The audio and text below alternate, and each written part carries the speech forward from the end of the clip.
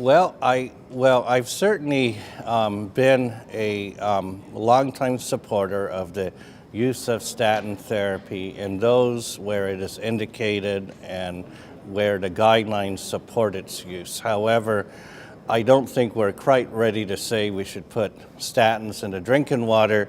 We really need to go back to basics. We know that unhealthy lifestyles, particularly inadequate physical activity, unhealthy diets, stressors in the environment are really responsible for about 80% of actually cardiovascular disease and most chronic diseases. So we really need to focus on earlier education of our youth and making sure that we're trying to prevent these risk factors from developing in the first place. But certainly there are going to be people who will require statin therapy and as well as other therapies, and there is certainly a large evidence base around the use of these therapies, and I think really an unwarranted fear among the public for the use of statins. The benefit clearly outweighs the risk in most people.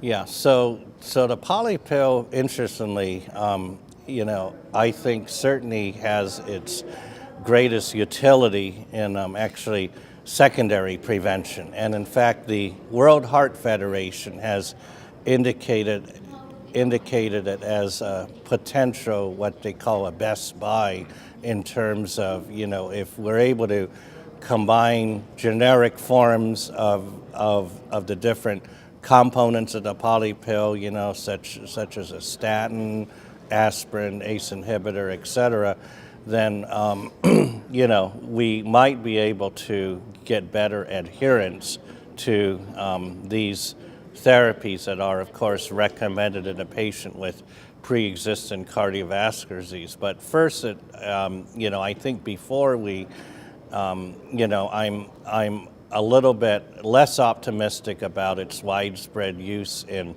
primary prevention, but really we need to get it more accepted in secondary prevention first. Well, that's a very good question. We certainly appreciate the value of the evidence recently with two major outcome studies documenting the efficacy of PCSK9 monoclonal antibody therapies in reducing cardiovascular events. Now, remember, these trials were done in high-risk individuals. So, these individuals have a sufficiently high baseline risk of a recurrent cardiovascular event by which it would be, reasonable to consider such therapy. And I think I still stand by those indications, which, of course, support the recent American Heart Association, American College of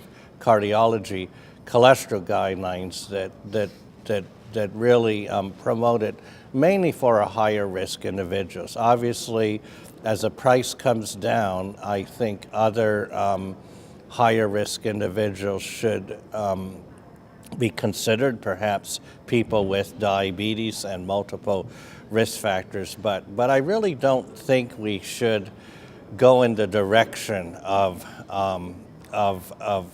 recommending for the general public, say a vaccine. And remember that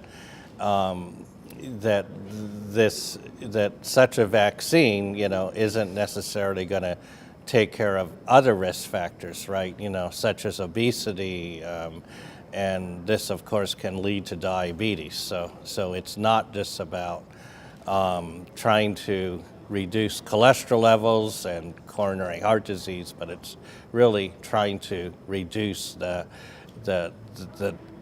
spectrum of non-communicable diseases, and we really have to I think, first of all, promote a healthier lifestyle approach and to make sure that our society has the necessary support for that. So, for example, the healthcare sector needs to be able to reimburse for registered dietitian, nutritionists to see patients on a regular basis, right? This is not currently done. So there are things that we need to fix in the current healthcare system that will make our so-called lifestyle interventionalists more available to patients, and so that they can get the needed guidance in terms of lifestyle modification. And then, of course,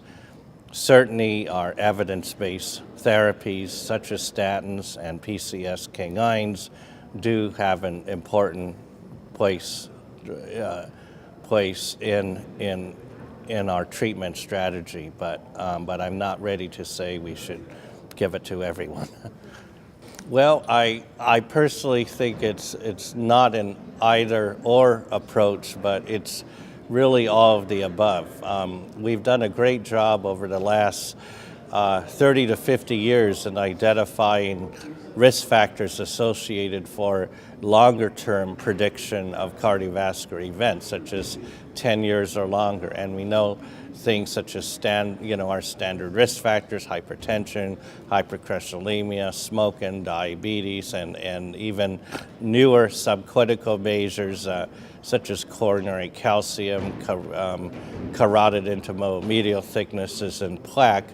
These all they're very good predictors of longer-term risk. But I agree that the